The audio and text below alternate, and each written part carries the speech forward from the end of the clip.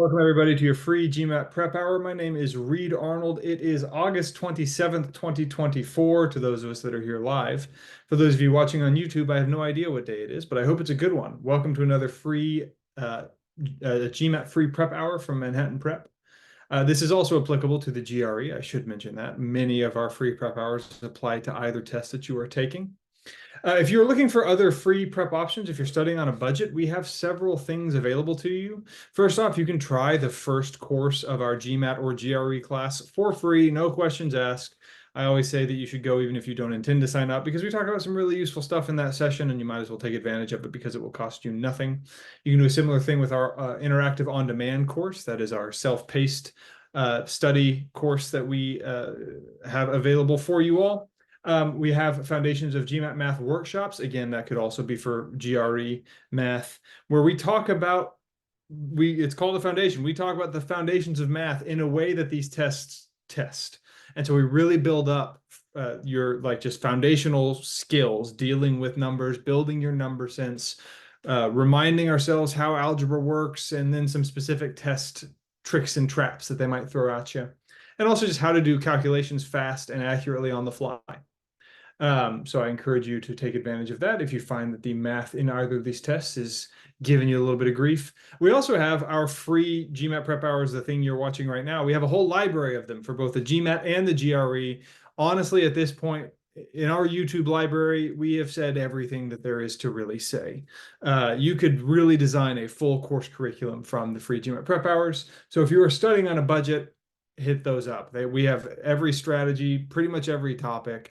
Maybe there's some really small niche topics that we haven't talked about, but those are the ones you don't need to get a top 10% or even top 5% or maybe even a top 1% score. So pretty much everything that you really need, we have said for free and you can access it. And I hope you do. Today's lesson, today's free GMAT prep hour. We've done this before. I'm going to continue the series.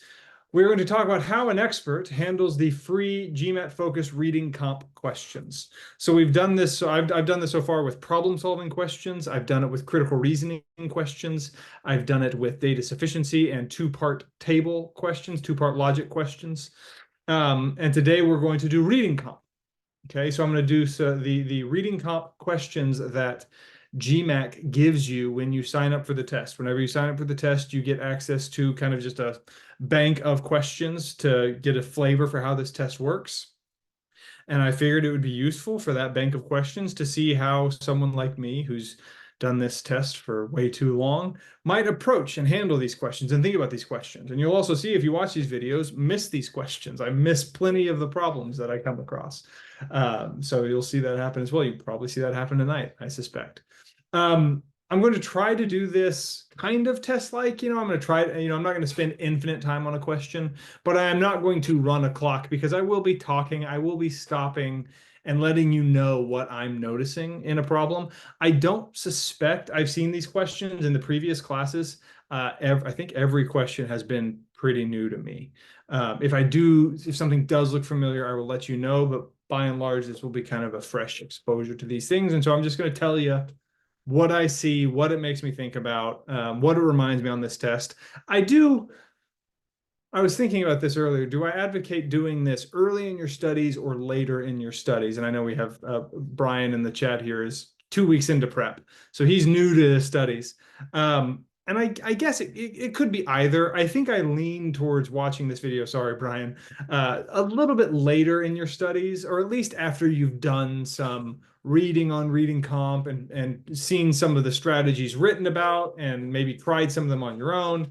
I think it might help you to have seen or read about this stuff before. If not, I think it's okay. I'm sure I hope you'll still get something out of watching me reason through what I'm seeing. But I do suspect it will be nice for those of you who have done some reading to see that, oh yeah, I read about the thing that he's doing right now and he's doing it and it's working for him. So maybe it is worth practicing that kind of stuff.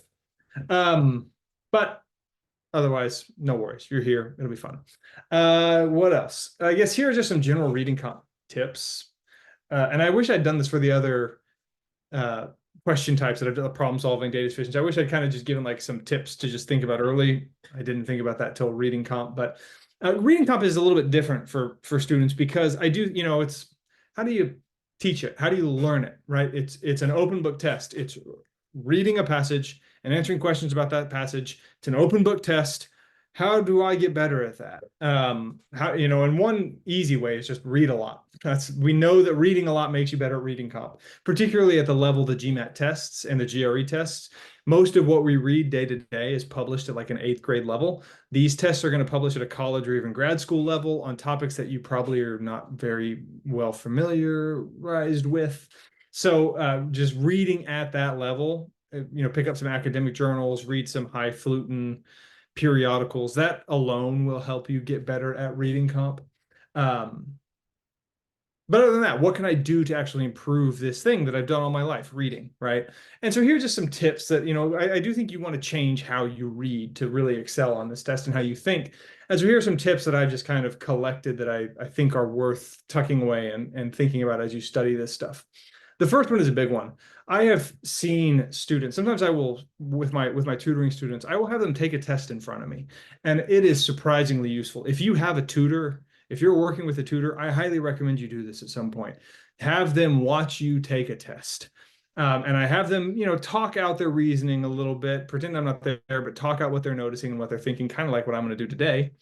And one thing I picked up on is that many people, when they're doing reading comp, they just start reading and they don't ever stop. It's just left to right, top to bottom, go, go, go. And I understand it feels like it's a time test. There's a lot of time pressure. But I actually think that by not stopping, you're actually going to really slow yourself down because you're not going to pick up everything you need to pick up in the passage. And so one of my first big tips in reading comp is to stop, think, and synthesize. And I have parentheses, my students hear me say this sometimes, reading is not thinking, and it is a thinking test. You want to give yourself permission to stop and think about what you're reading. I hope you'll see me do that today from time to time. I'll let you know and I'll stop and just tell you what I've noticed and what I'm thinking about before I continue to read the passage. And how many times? I don't know, 4. So let's start there, right? I'd say 4 to 6 times in a passage, you should stop, think, and try to synthesize what you've read for yourself in your own words. Simplify it down. Make it sound almost crassly stupid. Like, get it really simple so that a 6th grader could understand the summary you're given. I think that's a really big skill in reading comprehension. My second piece of advice is not unrelated to that. Don't take notes, but do make a passage map. And those might seem like similar things. But when I say don't take notes, and there's a free GMAT prep hour on this, by the way, on passage mapping. Go watch that video if you're watching the recording. Watch that first, because I talk about the difference between taking notes and passage mapping. Taking notes is just writing what you see basically in the same order. Basically just, you might abbreviate some words and you'll take some words out, but you're just summarizing the text. And you don't want to summarize the text. You want to, as I said above, synthesize the text in a passage map. Make a map that shows the logic of the thing you're reading. And hopefully you'll see me do that some today. Pay very close attention to paragraph breaks, especially the first paragraph into the second. Stop and synthesize there. Understand what the author's doing in that paragraph jump, because it's often a very useful thing to do. In fact, I have a teacher who recommends, this is Greg Lackow, who works for us. He recommends actually reading the first sentence of the second paragraph first, which I don't think is a terrible idea. If I remember, I might actually do that in a passage today just to show you what that might look like. When you're hit with these words you don't know, because as I said, they write about topics you've never seen before, right? So sometimes you're gonna see, especially in some science passages, you're gonna just be bombarded with long words that you've never seen before, and it make you kind of panic a little bit. Don't panic. The words you don't know are not the words that matter. When you don't know the words, focus on the words you do know. And those are gonna be words that build ideas and logic. Better, worse, faster, smaller, taller, shorter, older, younger, these comparison words, right? We flash forward here, right? Comparisons are a big thing in reading comp. We'll talk a lot about that. Only, right? If, then, these words that you do know that build logical ideas, because that's what they ask about, okay? So when you see words you don't know, focus on the words you do know. That's what matters. When you see a bunch of details, it's more important to know what the details are doing than what they specifically are. If you need to know what they are, you can reread. Okay, it's an open book test.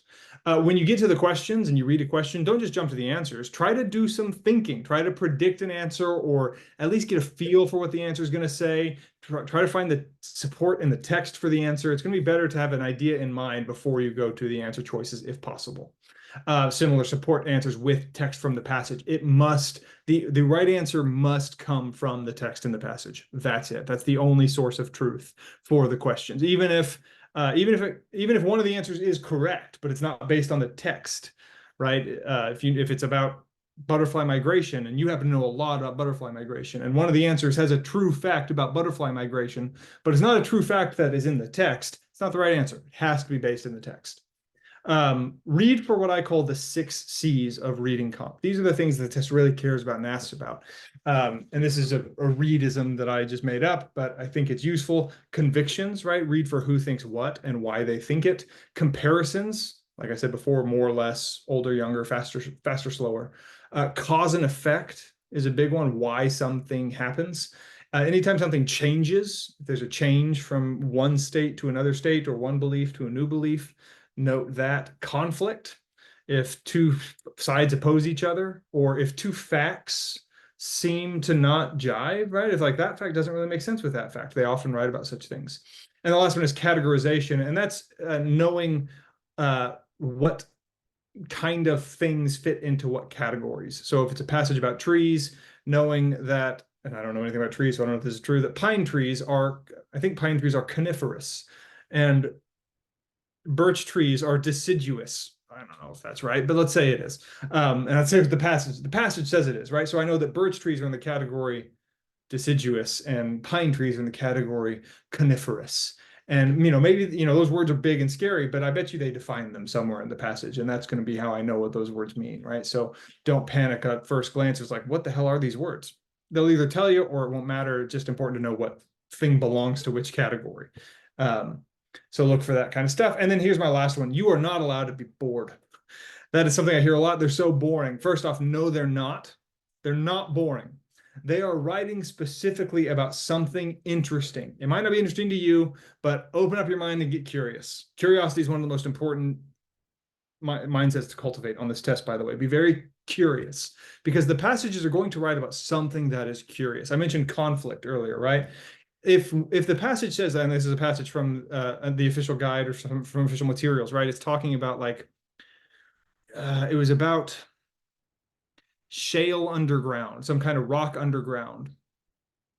And it was talking about how much heat it generates in, like, as it moves on a tectonic plate, something like that. I can't remember the exact specifics, but it was like, basically, if it was this kind of shale, it would produce this much heat. But then they drilled into it and it wasn't that hot, right? Okay, that has to blow your mind. That has to be a big moment of, wait, we thought it was going to be really hot, and then we got into the shale and it wasn't that hot. How could that be? You have to notice these big questions that, big to someone, that the GMAT is writing about, and be very curious about them. Be engaged in the passage. It's one of the most important mindsets to have. So you're not allowed to be bored because the passages are interesting. They're also not that long. Like, come on, you can handle 2 to 3 minutes of reading this thing, 6 to 8 minutes total, and then it's out of your life forever. So it's not that long. And it's remember why you're doing it, right? The payback over a lifetime for an MBA at a great school is ginormous. So like, you can suck it up for a little bit to deal with whatever butterfly migration they're writing about. I always use the example of butterfly migration. I don't even know if there's ever a passage I've seen with that topic, but so don't be bored, be engaged, be active. I think you'll see me hopefully tonight doing that. You'll see me be really wrestling and curious about what they're talking about. Okay, even if it's something I don't really care about, I do now because I have a goal in mind, and that goal is to figure out this passage. Cool. So with that in mind, let's pull up the set. Okay, this is the GMAT starter kit. And what I'm going to try to do, if possible, I'm going to try to have the starter kit on one side and my whiteboard on the other, so you can see me take the notes that I would take. That's the idea anyway. Let's hear from the chat. Is that visible, or is anything like really annoyingly small on the screen? Let's pull up a passage so we can see it, right? Does this passage look small? I'd like the question to be on the side. Well, I guess I can't. Strange. Huh. Interesting. Report content errors. Okay, so interesting. So I guess the format on the test, by the way, is that the question will come to will be positioned to the right of the passage. Here it seems like the questions are positioned below the passage. Okay, that's actually better for my format anyway, because I can make my screen a little smaller and have the passage map here. So the idea here is that I'm going to make my passage map to the right of the screen and answer. Now, I will also note, right, on the test, you'll see the first question. The first questions will pop up. I don't go to the question first, ever. I never read the question first. I always read the passage first. Most of the teachers I know don't read the question first. They read the passage entirely on its own. And I don't know. If you want to read the question first, I guess you can. I would just say that a lot of questions ultimately deal with the main idea of a passage, even if they seem to be asking about a specific detail. It's very often one that intersects pretty big with the main idea of the passage. And so I just want to make sure, I don't want to go to a question. I don't want to think about a question until I have a pretty good sense of what that is, quite frankly. So that's my advice. Take it or leave it. Okay, now let's dive into this. I'm not going to read the passage out loud, but I'm going to just read and tell you where I'm stopping and tell you what I'm thinking about here. Okay, so.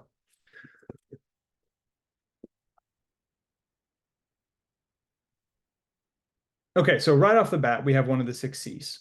We have a change, okay? We have something was replaced by something about firms, corporations, blah, blah, blah. Cool. I'm going to reread this. Okay, you can reread sentences, especially early on. You're allowed to do it. You do not have to start reading and not stop because, again, reading is not thinking. And I know it's timed, and I know by talking out loud today, I'm going to not follow time, right? But I assure you on the test at this moment, after reading that first sentence, I would read it again at least once. Okay, so.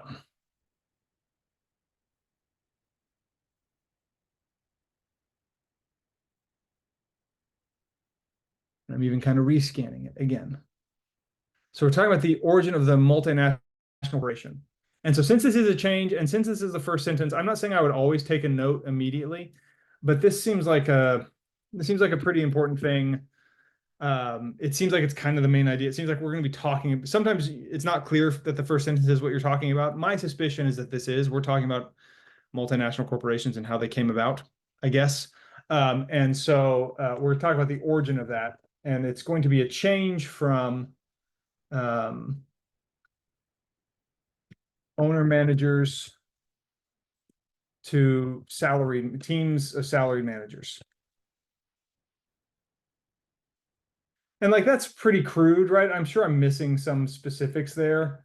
But I get that this was the change, right? Maybe I'll put a delta here to symbol there's a change. So the first origin of the multinational corporation was a change from owner managers to a team of salaried managers. Great. Okay.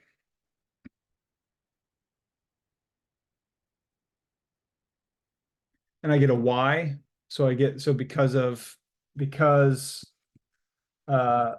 lots of transactions. Notice I'm not going to say volume. I'm going to specify, right? What does that mean? Volume of transactions. It means there were so many transactions, right? Notice I'm synthesizing.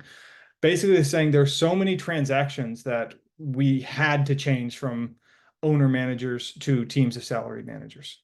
Okay. So I'm just noticing this change and why it happened.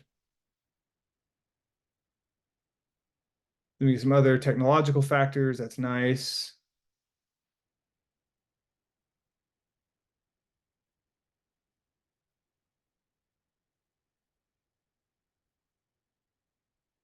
Something is irrelevant. That's a nice word. Chartered trading companies not relevant. So we have some tech, but not chartered trading companies. Again, we talk about volume of transactions. So I have, okay, so volume too low, right? So I have volume again. So these people had to have, I don't know why I shouldn't, if I'm going to type, I'm going to stay consistent with typing. Low volume. So I have this comparison of transactions. So again, okay, now I have a story forming. Okay. I have this thing, this thing that became the multinational corporation. I know, again, this is something that happens in my head, so it takes a lot longer to explain it to you than it would on the test, but I would stop here and I'd really understand what's going on. I have here owner managers that became salaried managers because they were dealing with a lot of transactions. Then that change is the origin of the multinational corporation. On the other hand, I have these other things, chartered trading companies categories, right? I don't care what that is, but the point is it's not relevant because they did not have a lot of transactions. So I have this thing that had a lot of transactions that became a multinational corporation thing, and then I have this other thing that did not have a lot of transactions, and so it's irrelevant to the discussion at hand. Cool. And I forgot to read the first sentence of the second paragraph first. Darn it. Sorry, Greg, my fault. Also, my underlines are going to be annoying because I have to scroll down the page. I apologize for that. So I'll have to erase those, which is actually fine because you can't actually underline and highlight on the test. So I'm kind of cheating by even doing that. Okay, now we have, as I said, though, that important transition to the second paragraph. And because that's where often the meat lies. So, all right, already. In reality, however, it's... that's a change. It's going to put some color to the thing I just read. It's maybe might not throw it out completely, but it's going to change how I think about that first paragraph.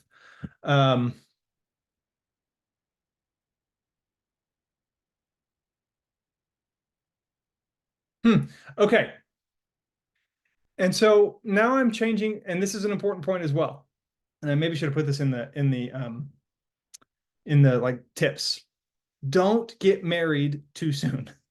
Good advice in general. But in GMAT Reading Comp, don't, it's very easy to understand, like the first thing you understand, to grab it and hold on to it and not change from that thing. But you have to be flexible here. Sometimes where it seemed like it was going to go, it shifts. Okay. Notice I thought that first sentence, I thought we were going to talk about the origin of multinational corporations. But now, okay, what are these early trading companies? That's the thing that I was just told are irrelevant.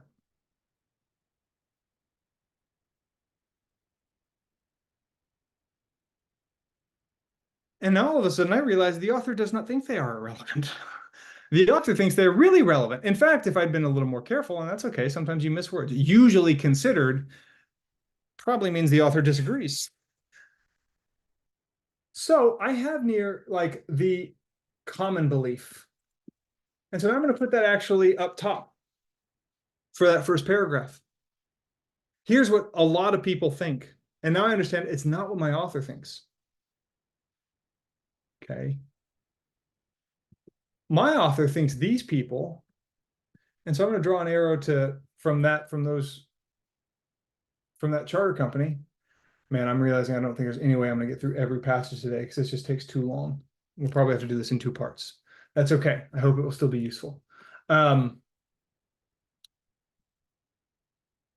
these charter traded companies, author thinks seem to be, important. I don't quite know how yet,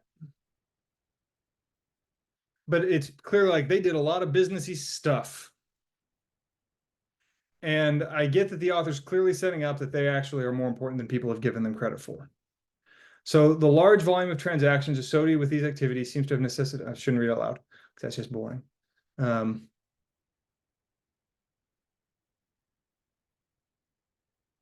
There's volume of transactions again.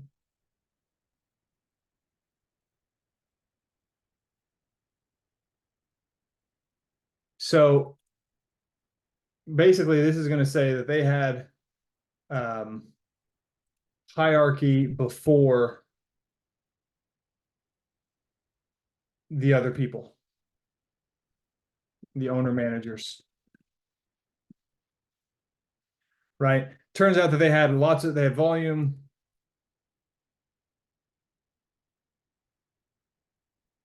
Okay. We said earlier they didn't have volume, but actually my author says they have lots of volume. They had to have a hierarchy before these other people, the owner managers that became salaried managers, right? That group 1. These people had lots of volume. Group 2 had lots of volume. They had to get hierarchy. And here's an example, Hudson Bay Company. I'm not even going to worry about, like, this is where I'm really, for example, okay, I'm not going to skip it because I don't like skipping, although some teachers do. I'm just going to say, okay, Hudson Bay is an example. They had a lot of volume. They did a lot of stuff. They had a hierarchy. I get it. They're an example of this hierarchy. I'll skim it. They traded with the Native Americans. They did a lot of stuff. Just point of control of all the agents of the Bay. What? Okay, cool. I got it. Oh, shoot, can't do that. Okay, so just notice what happened there, right? I had a sense of where the passage was going, and then it shifted under me, and that's fine. I'm ready for it. And especially because I paid very close attention to that transition. And let me just tell you, there's almost always in that first sentence of the second paragraph, there's almost always a word that like references a word above. And you need to go up and grab the word above and pull it down into context because that will help you understand what's going on. Here, it was this. You have to understand that this is these people. It's not the exact same words. I mean, I guess I say that it has trading companies, right? But it's kind of easy to miss that 16th and 17th centuries chartered trade. Like there's so many words there. It's kind of easy to miss that these trading companies are the 16th and 17th century chartered trading companies. Okay. But you have to notice that, oh, those are the same thing. Those are in the same category. Categorization. Okay, great. So last paragraph. The early trading company did different strikingly.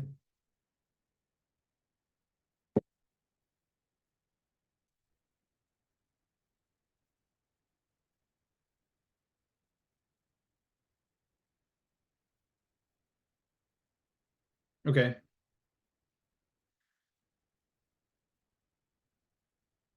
Okay, cool.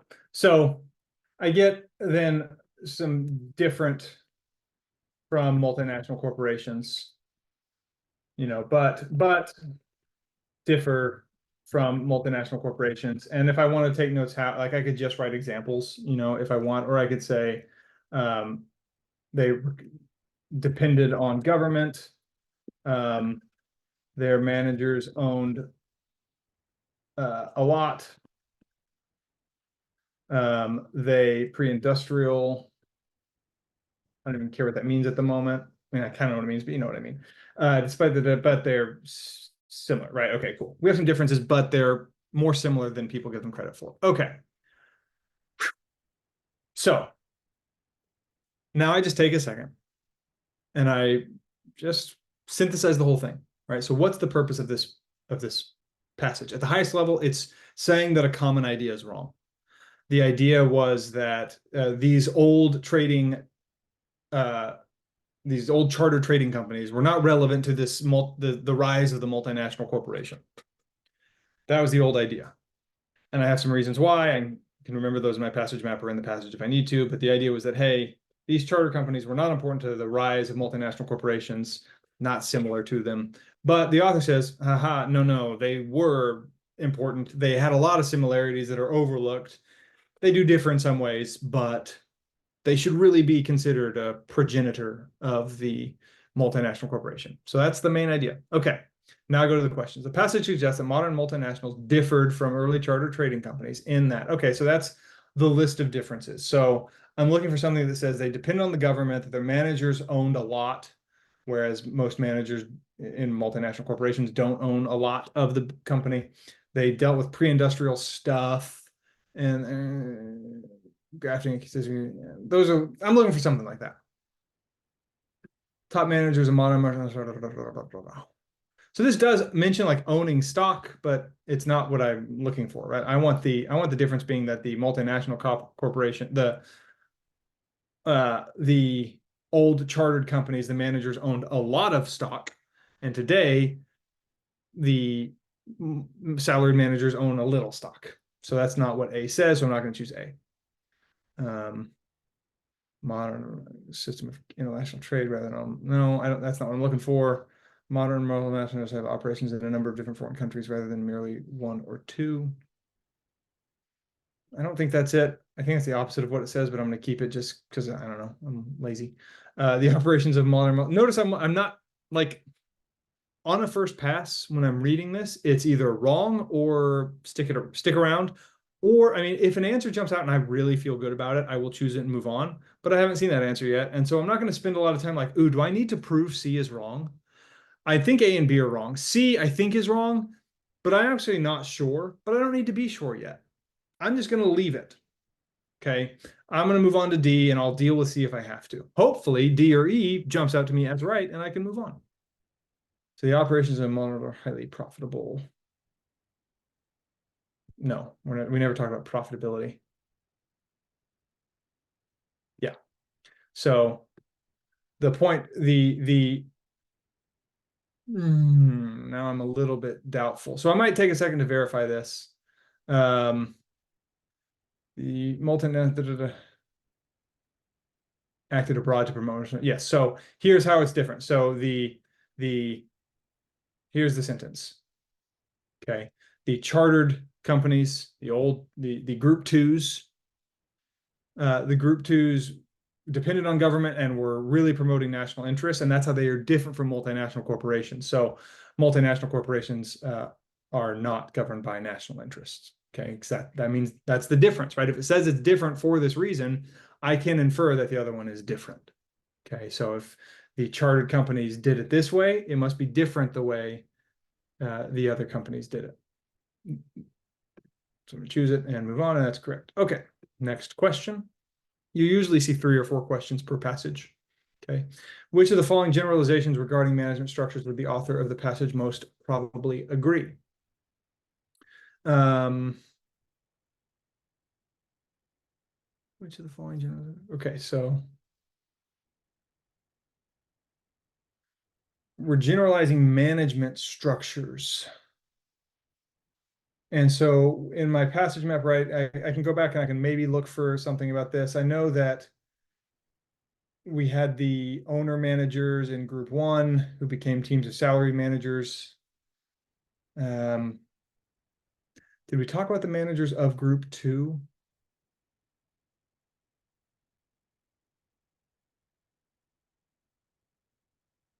Well, just when it talks about them owning a minority share compared to, or that's multinationals own a minority share, whereas in the charter companies, they owned a big share. So I don't know, I'm looking for something about either the shares owned by these managers or something like that. I don't know. I don't have a great sense of this, but let's see what the answers say.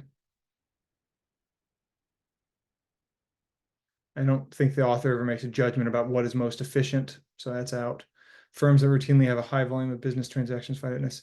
This seems right because it talks a few times about how a hierarchy was necessary, right? That was what caused the owner managers to become team of salaried managers. It's also talks about the large volume that the charter companies had that made them get hierarchical. So this is an instance where I'm going to choose B and I'm not going to second guess it. I'm not going to read everything else. Okay.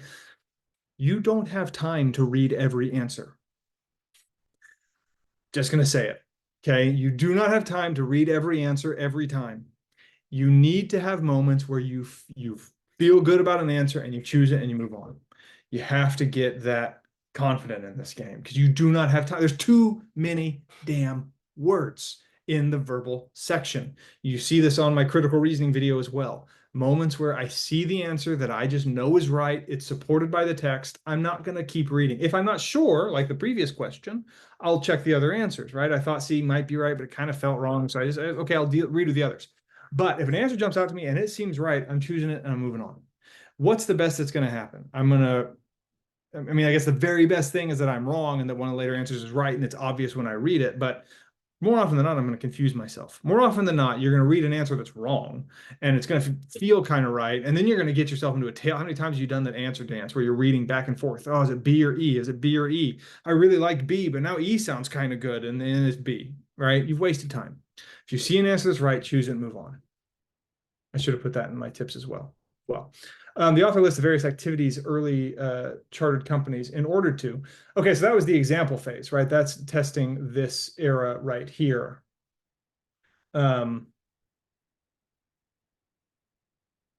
and the whole purpose of that was it Like, why did the author do this? Probably to show, ultimately to show that like these were, you know, more relevant to the multinational corporation structure than we give it credit for. Also to show why they got hierarchical, maybe. Let's do a quick rescan here.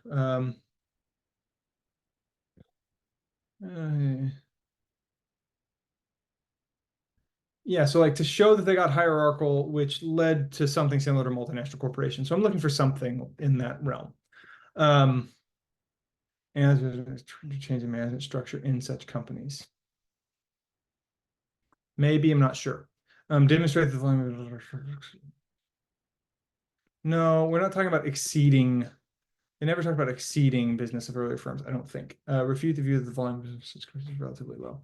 That feels right. But I'm not, here's an instance where I'm not totally sure about it, so I'm going to read the others. Emphasize the international scope of these companies' operations. No. Let me just scan. I don't think we talked about these as an international scope. Large volume. I really think it's C. I feel better about C, having seen that again. I'm going to choose C and move on.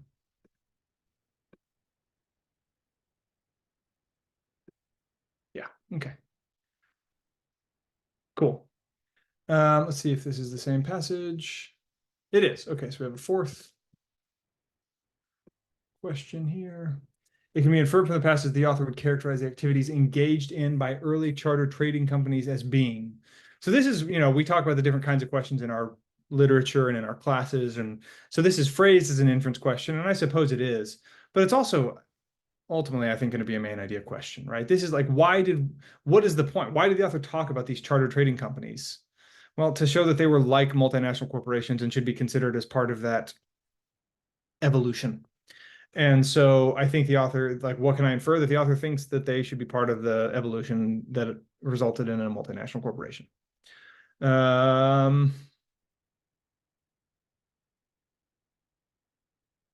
B is the opposite of what I want. C is tempting, but I don't as intricate. I don't think the author says that they are as intricate as what we see in multinational corporations today. So I'm pretty sure it's wrong. Often unprofitable. I know that's wrong. Like, notice I'm not reading anything else because we didn't talk about how profitable these things were, so it's just not relevant.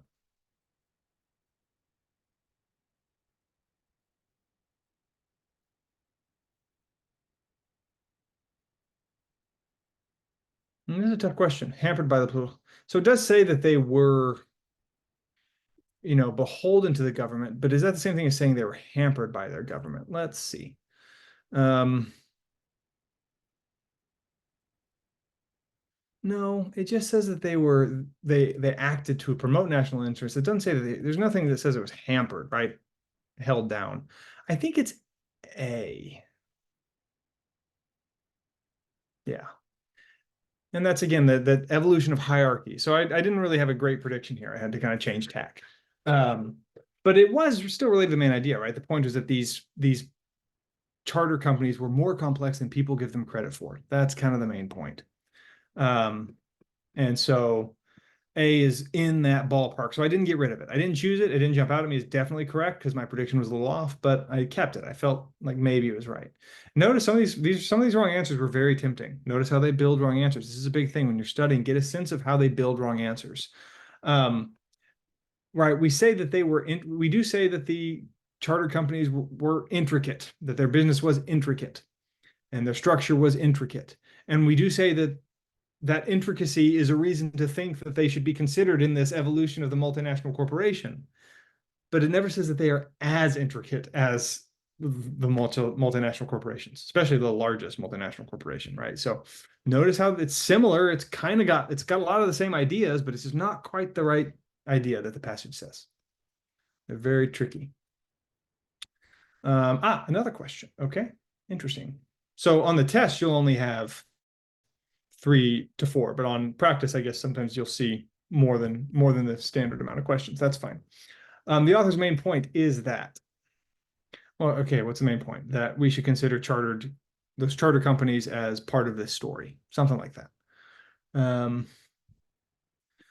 And again, A is close, but it's not that they originated in the 16th and 17th. It's not that modern multinationals originated with these companies, originated in the 16th and 17th centuries. No, that's too strong. Notice that word, every word matters. I don't think B is right. I'm not going to fully eliminate it yet, but I don't think it's right. Because again, we're not talking about success or profitability. The only reason I'm keeping this is because we do talk a lot about complex operations, but I just don't think the success, we're not talking about the success depending on that. Early charter companies should be more serious. There we go. Okay. C. That's it. That's the point. I don't have to read anything else. I feel good about it. I choose it and move on. Great. Okay. Not even going to read D and E. Now, if I were studying and, I was really trying to improve, I would review D and E just to practice specifying why they're wrong. Because as you can see, being able to quickly assess a wrong answer for being wrong is a useful skill. All right, let's see what question 6 is. All right, now we have a new passage. So I'll probably do this one and call it a night, because clearly this takes more time than I thought it would. So let's read about Florence Nightingale. So 2 recent publications offer different assessments, comparisons of the British nurse Florence Nightingale. Okay, so I know there's 2 publications, but I don't know enough about them yet, so I'm not going to take a note at this point, but I am noting that we're assessing Florence Nightingale, and I do know that name. I might have seen this passage before, but I don't remember it, and it's been a good long while, so fear not. Or it's possible that, who knows, Florence Nightingale has probably been written about in numerous standardized test passages, so maybe I've seen her there at some point. But we're talking about books about her and how they're different. So we have Anne's book, seeks to debunk. Okay, so I'm going to put Anne over here, and she debunks. She says, no idealizing.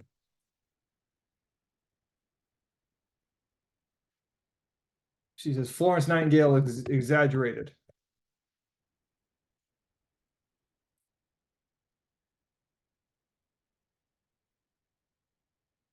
And in fact, not just exaggerated, Florence Nightingale was marginal, not that important.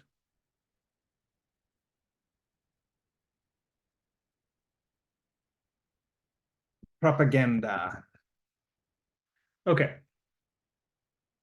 So Anne's book, I'm probably say Anne Summers, because that's how they refer to her. They refer to her by her last name. So Summers' book is talking about Florence Nightingale. She's not ideal. She's exaggerated. She was not that important. It's pure propaganda. Okay.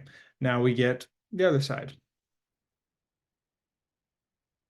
The editors, so I don't know who they are yet. I was going to say new volume. Take the opposite point of view. Significant influence. Reformed sanitation.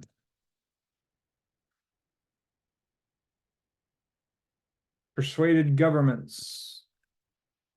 I don't care about what at the moment. I just get that this is why she's important. Some sort of cost accounting. I don't know, whatever. Okay, I get it. It's 2 points of view. One is that Florence Nightingale is not that important. One that she is. Okay, those are the 2 points of view in these books. I believe a rare first person in a GMAT passage. I believe.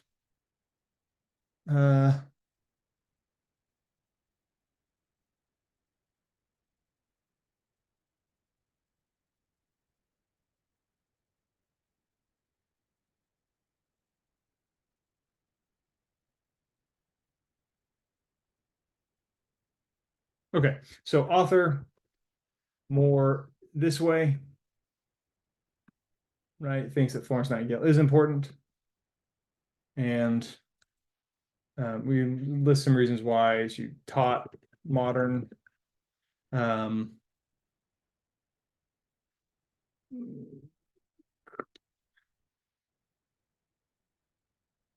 device treatments. I don't know how I'm going to summarize that one.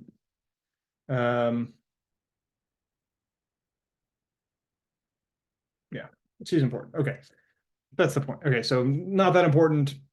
very important. Author seems to think also very important. So cool. The author is primarily concerned with it. By the way, you can kind of tell this is a simpler passage than the one we just dealt with. Just kind of more basic, more simple in structure, not as difficult. Okay. So the passage is primarily concerned with evaluating. Probably it's like, are they evaluating the books of Florence Nightingale's importance? Or Florence Nightingale's importance? I'd say Florence Nightingale herself. Ultimately, the author's drafting an opinion about who Florence Nightingale was and how important she was. Innovations in the field of nursing. Yeah, probably. I don't feel quite good enough to choose that and move on yet. No, this is too broad. We're not talking about writing any historical biography. Yeah, see, this is tempting. Okay. Quality, I said it was easy. Now I'm going to struggle on this first question. Not quality of healthcare, not the effect. Okay, so are we talking about Florence Nightingale's herself or contradictory accounts? I'm actually going to change to C because, shoot.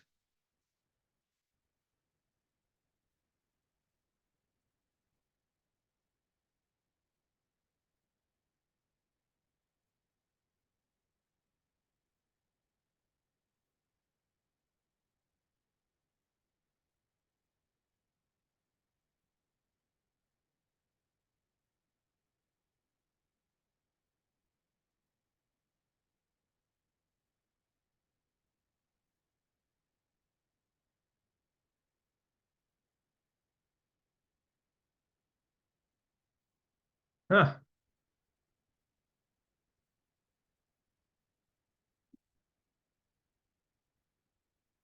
Well, you got to choose and move on. This would be one of the tests I would probably flag because you can flag and revisit. Um, I'm going to go with A. And the reason I'm going to go with A is because I do think ultimately this last paragraph is not just about the books, it's about Florence Nightingale herself. And that seems to be what the author's trying to convey is that Florence Nightingale was important. She came up with a lot of good things. My problem with C, oh man, I'm going to hate, it's probably going to be wrong. But historical significance, it seems like everyone thinks that she's historically significant. It's just that the first person thought it was propaganda, right? Thought it wasn't. And this maybe is fudging around what the word historical significance means. I'm going to just choose it and move on. Ah, shoot. Should have chose C. Should have chose C. Well, and yeah, I was curious about innovations. I kind of decided quickly to call all of these innovations, but were they? No. Yeah, that was dumb. Well, too late. You missed some. That's how it goes. Even on a passage you thought was easy. Funny how that works. According to the passage, the editors of the letters credited or contributed which of the following. Okay, so this is that last paragraph. The editors of her letters.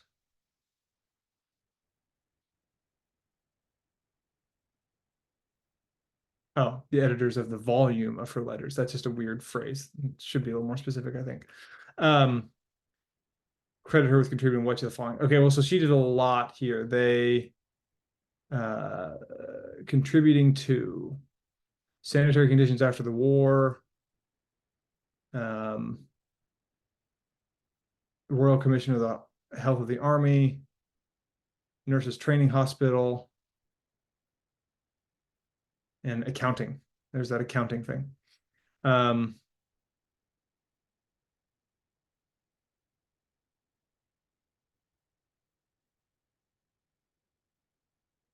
A is tempting, but I don't think it's right.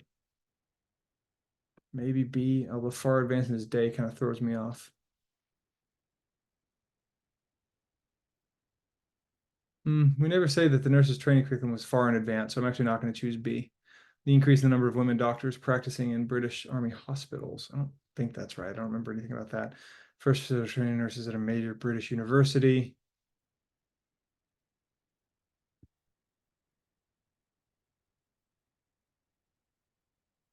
I go with E.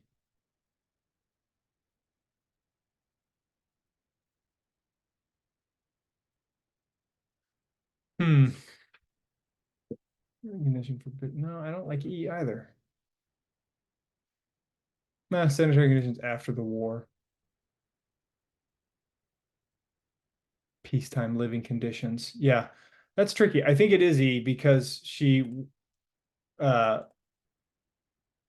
for example, this is an example of her sanitary conditions after the war. That's tricky. This is interesting. So this is like, that's a hard question, I think, on a relatively easy passage. So that's two questions in a row on a passage I thought was pretty easy, where that's pretty subtle. The answers, and so this just shows like they can make the passage hard or they can make the questions hard or both. You can have easy questions on a hard passage and you can have hard questions on an easy passage. So that happens. But I do think this is tricky because um, you have to really look into that ongoing efforts to reform sanitary conditions after the war. You have to really notice those words to justify peacetime living conditions of British soldiers. That's pretty tricky. And a lot of these are tempting, but they're not correct. She did not improve. We don't know. I can't say she did not, but I don't know that she improved survival rate of the hospitals. I know she thought they were dirty and wanted to make them cleaner, but I don't know if she actually improved the survival rate. The nurses training that she created or helped create was not, I don't know if it was far in advance. I can't say that. I don't remember anything about the number of women practicing in hospitals. That seemed way off. And again, it's like, yeah, she did build something for studying nursing, but I don't know if it was the first. It says that she contributed to a nurses training hospital, but I don't know if it's the first facility for nurse training. So I don't know about that. But so like there's a lot of almost right in these answers. And the reason E is right is kind of subtle and tricky. So just a good example of hard questions on what I thought was a kind of an easier passage. So the passage just which of the following about Nightingale's relationship with the British public of her day. Interesting. Well,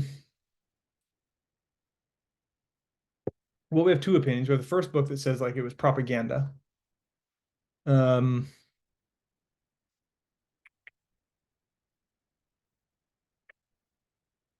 the second doesn't really talk about her relationship with the British public.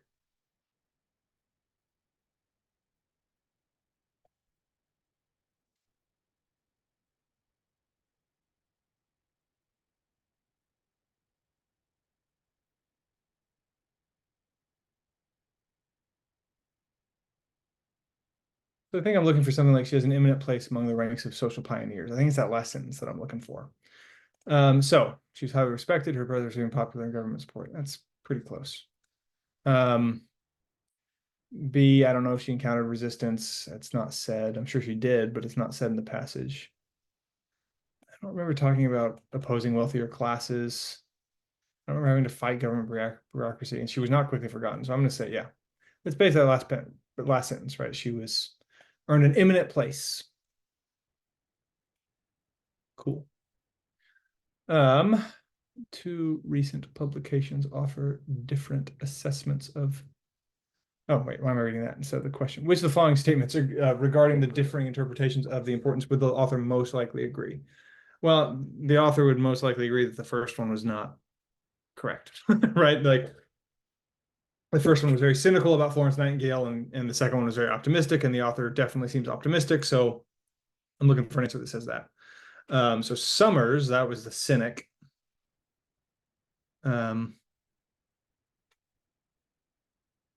Misunderstood is not my favorite word for this. So I'm not going to choose it. I'm not going to get rid of it, but I'm not going to choose it because I don't like that word misunderstood. Discounted or didn't fully consider is maybe closer, but misunderstood doesn't seem right.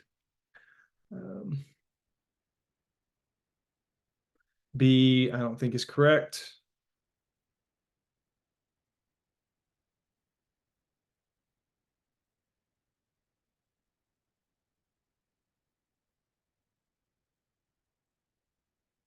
C has a nice like subtlety to it that I like about the answer. The GMAT, sometimes the GMAT is black and white, right? Like this is wrong, this is right, this is bad, this is good. But a lot of times it's like this is kind of right, but flawed. That's just a more GMAT feel.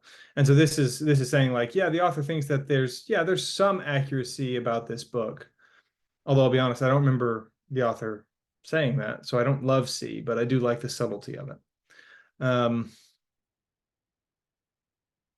that propagate the outdated idealization. No, that is, I can stop reading here because it's not what she thought.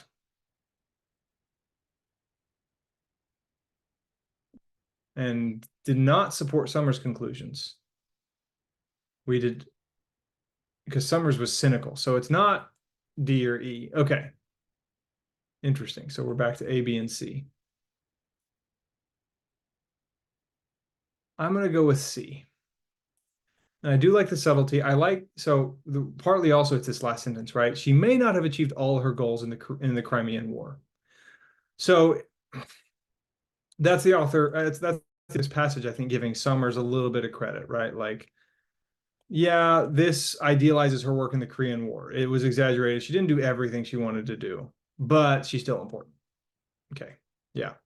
And so I just noticed also that I just like the subtlety of it. So I think A is tempting, but I do think misunderstood was not correct. And B, I didn't feel, yeah, because B seems to say that the author disagreed with the optimistic authors, and the author didn't. The author kind of thought they were basically on point. Okay. The last paragraph is the author is primarily concerned with saying why she thinks Florence Nightingale is significant. Not summarizing the arguments, not refuting the view in the preceding paragraph, but kind of accepting it. Not analyzing the weakness, citing evidence to support a view. Yeah, she talks a lot about the things that Florence Nightingale did, and it's supporting the view that Florence Nightingale was pretty awesome. So says the author. So I'm going to choose D and move on. Okay. I actually think there's probably only one more passage, and so I am going to do it tonight. And if you have to go, I totally understand. But if you're recording, you can stay as long as you want.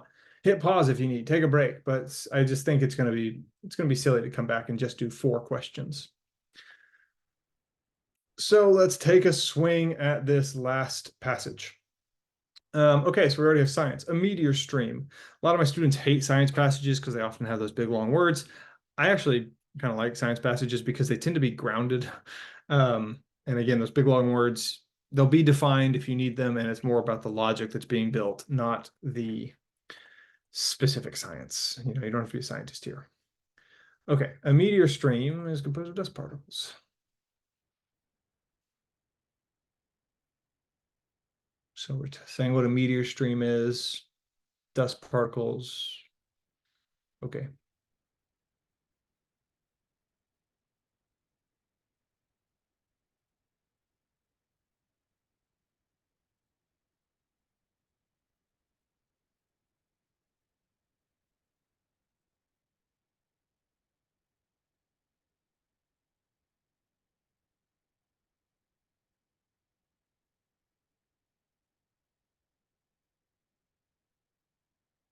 Okay, so I'm going to stop. This is where I'm stopping, basically here, kind of here. And now I'm going to synthesize. So notice this is one where I took a little time to get my bearing before I took a note because I didn't really know exactly what was going on. I wanted to get a sense of it. So we're talking about dust behind a meteor. And it follows the meteor around, and some of the dust goes fast and some of the dust goes slow. Comparisons. I haven't done a good job of talking about the 6 C's as much as I maybe should. But I do notice that is a comparison here. I forgot to read the first, whenever it passes through a meteor stream, a meteor shower occurs. Okay, so now I know we're getting to a meteor shower. Maybe that's what we're about to talk about, right? Maybe this is the phenomenon of a meteor shower. But we have this dust behind a comet, and it follows the comet sometimes faster and slower. And then we have this hypothesis. And I know it says we're going to test this hypothesis. That's why I stopped. It's like, okay, we're going to test this hypothesis. I really need to understand what this hypothesis is, given what I know about this dust following the comet.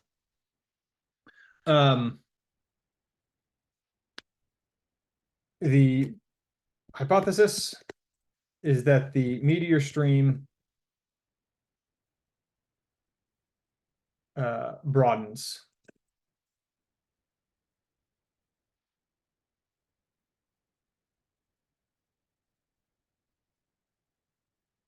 So I would say meteor stream width goes up as time goes up. I'm just going to do this. I like arrows. As time goes up, the width of the meteor stream goes up. And it's something to do with gravity. Because planets, gravity, right? I don't really understand what that is yet. Like, I don't understand why the planet gravity should make the stream broaden. I don't know.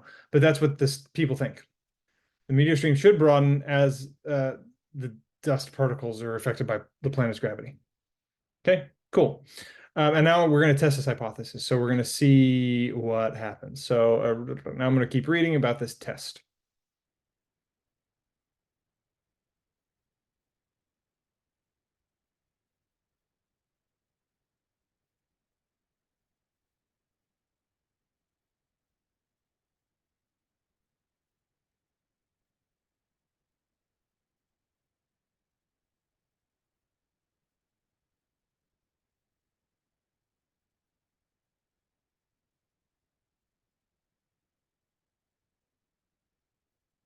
Okay.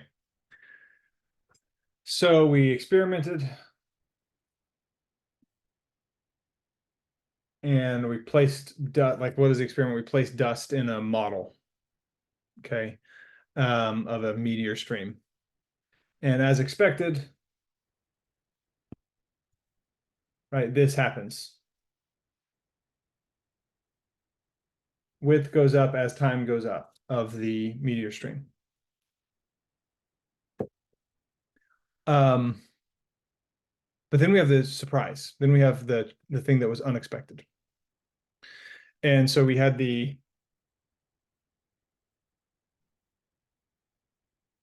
expected that they would be dense, center dense in the middle, which turns out to be not right. And instead we had a hollow pipe. And again, it's like, what does that even mean? Right? Like, I guess a hollow pipe is different from a dense metal. I don't know. But uh so this turned out to be wrong. But this the first one turned out to be right, but the second one turned out to be wrong, right? It turns out that they make a pipe instead of a dense middle, whatever that means. Again, I don't have a real grasp of what that is, but it doesn't matter. Now we get the meteor shower thing. So a meteor shower occurs.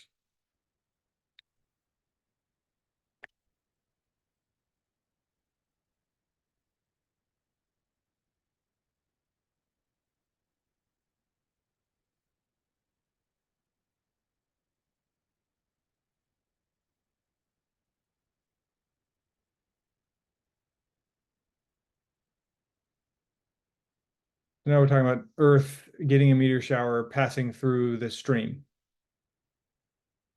And there should be two. So like the pipe, I'm getting that like the pipe means that there's two peak activities.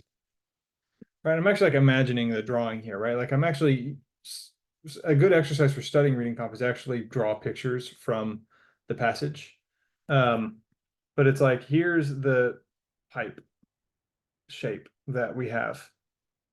And it's like here's the walls, and the earth is going through. And some teachers, by the way, suggest your passage map actually be really picture based. I think that's not a bad idea.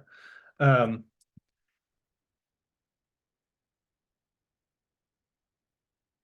don't quite know what this last part means about not passing through the exact center, but basically, what's the point of not passing through the exact center, right? So the time varies. And I think that means, my guess is what that means is like it might take this path, or it might take this path, or it might take straight across, or it might go like this. And like the lines, it takes, depending on how you pass through the stream, it'll take longer to get from one wall to the other. If you go straight through, it'll be quick, but if you take a curve or, whatever, something like that is what I think that last sentence means. So point is the time varies from wall to wall. Okay. Has the predicted twin peak, and and this is all, by the way, Geminid. I guess I'll make a note of that. Or I feel like that should be Gemini or Geminid, whatever.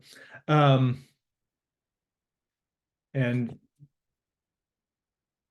Okay, yes. So time did vary. But here's the real kicker that I'm realizing now. The time intervals suggest the actual Geminid stream is about 3,000 years old. And this is interesting because I hadn't detected this until this moment. I think what we're trying to talk about is figuring out how old um, a meteor stream is based on how long it takes to see, how long it takes to pass through the stream. Because the model said if the Gemini were 5,000 years old, we'd have, um, it would take just over a day. Okay, so here's, I'm going to go back and I'm going to put this into my passage map. If 5,000 years old, the two peaks would be one day. The two peaks were actually 19 hours, less than a day. And so it's actually 3,000. We can determine from this that the stream is 3,000 years old. Or at least that's what this would suggest. Okay. And so that's, I didn't really get that we were going there until the very last sentence. But why else would you say it, right? What is the purpose of this sentence? To say how we figured out how old the stream is. And that's a change, right? We kind of were testing it at 5,000 years old. Turns out it's about 3,000 years old. That's not what we had before. Conflict there, right? The data conflicts. One day versus 19 hours, 5,000 years old versus 3,000 years old. Okay. And so I don't have a perfect grasp of this passage, I'll be honest, but I get enough of it that I'd move to the questions. You know, I still have some, like the specifics are still a little dicey for me, but I get enough of the main idea to move on. The passage suggests that which of the following is a prediction concerning meteor streams that can be derived from both and the new theory. Okay, so we have streams.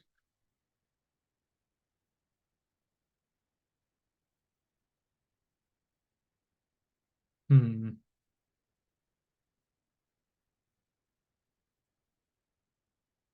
My guess is that this is about age. My guess is that the conventional theories and the new theory about the thick wall, the hollow pipe, my guess is that both of those we thought we could use to figure out the age of a meteor stream. I'm going to predict that answer. We'll see if it shows up.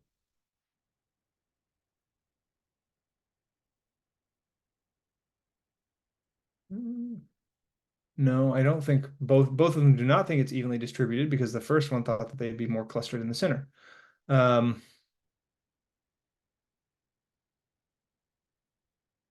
don't know why most meteor streams should cross orbit of Earth. Uh,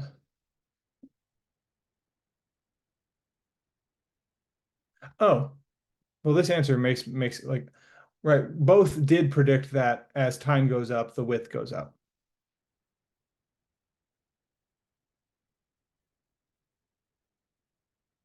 And so that means D would be true. That's dirty. That's tough.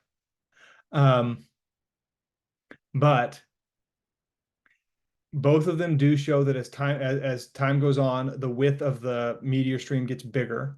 And we're told that a meteor shower is passing through a meteor stream.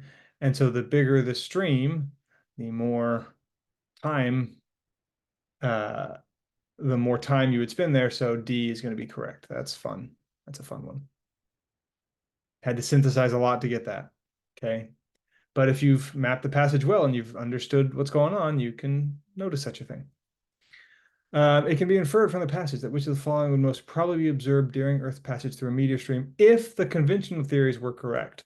Okay, I already have a good sense of this because I drew my little tube picture, right? If the conventional theories were correct, it would be one constant pass through the stream, especially if you hit the thickest part, it's going to be a constant meteor shower, not two.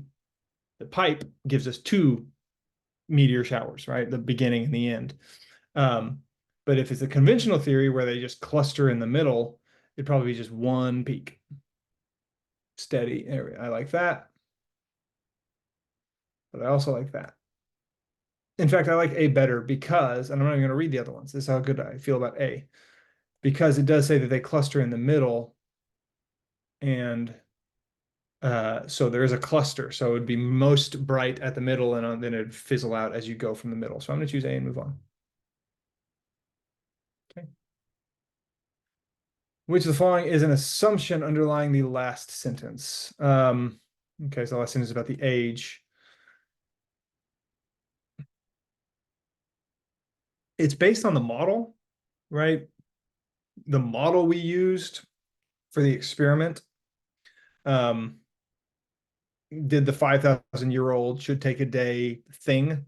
So we need the model to be accurate. And so I'm kind of looking for that answer.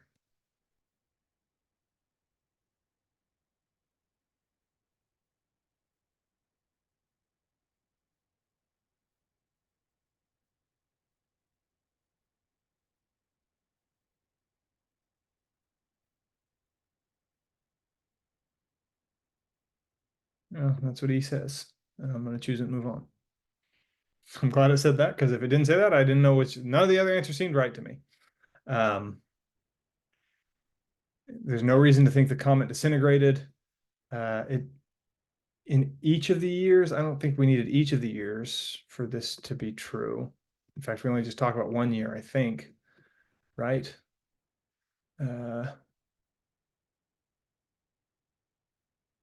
We don't know if it's each of the years or not. Yeah, so I just didn't like that each of the years should, I don't know why it should continue to exist for 5,000 years. I didn't see any reason to think that.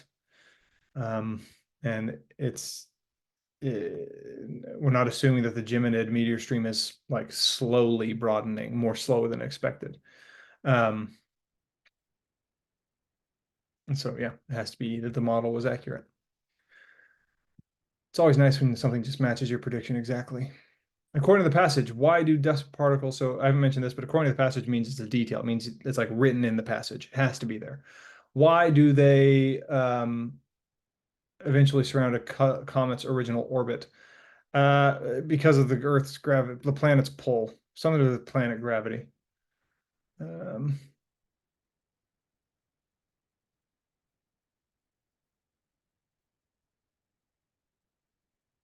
nah. So this does talk about planet gravitational fields, but uncontrolled, that seems like a weird modifier. It might be the speed, the fact that they're ejected at different velocities. Why do they surround the orbit?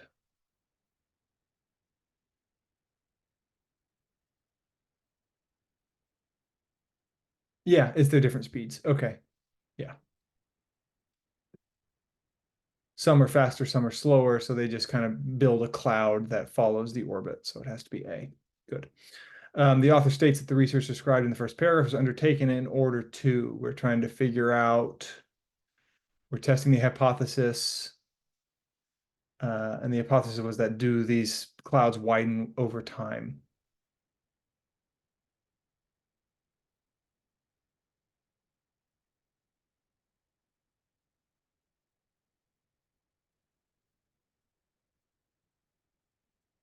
D.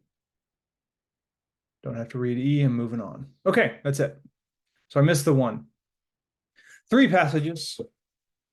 Um, I hope you saw some, we had some good examples here, some definitely interesting questions, interesting passages.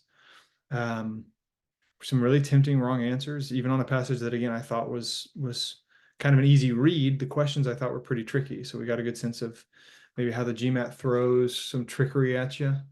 And hopefully you got a sense of how someone, and I'm not the only person in the world, right? Someone else who gets a great score on this test might stop at different moments and notice different things, right? This is not meant to be like, this is how you have to read this passage. It's just meant to be how someone who is a high scorer on this test tends to read. And I do think that there are consistent habits for my peers. They won't notice everything I notice, and they will notice things that I don't notice, and they'll stop at different moments and they'll synthesize things a little differently. But by and large, we're doing some similar things to end up with a similar score. So I hope that you got something out of that, and I hope you put it into practice in your own reading comp studies. Is there anything in the chat? I'm curious. Any thoughts from the chat about what we just saw? Anything that you want to take with you?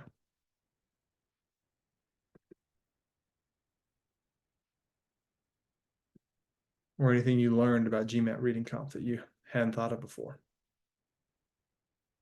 Helpful contrasting point. What do you mean by that, Matt?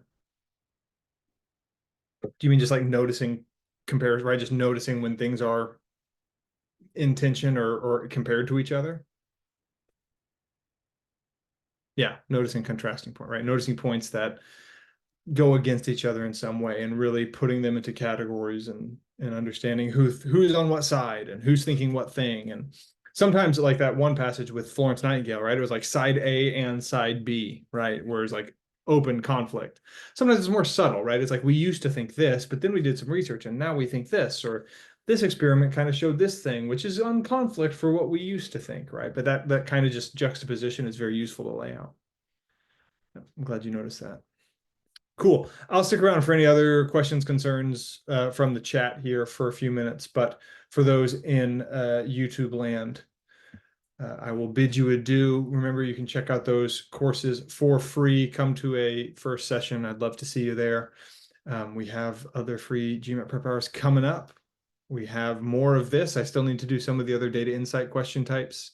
I would like to do a full test at some point, which we have those on YouTube of other teachers right now. You can watch other teachers take a full GMAT focus or at least a full section. And again, you'll see that, yeah, we've done this for a long time, but we still make mistakes. We're not perfect. Okay, so keep that in mind. Otherwise, best of luck in your studies. And I hope very much to see you soon. See you next time.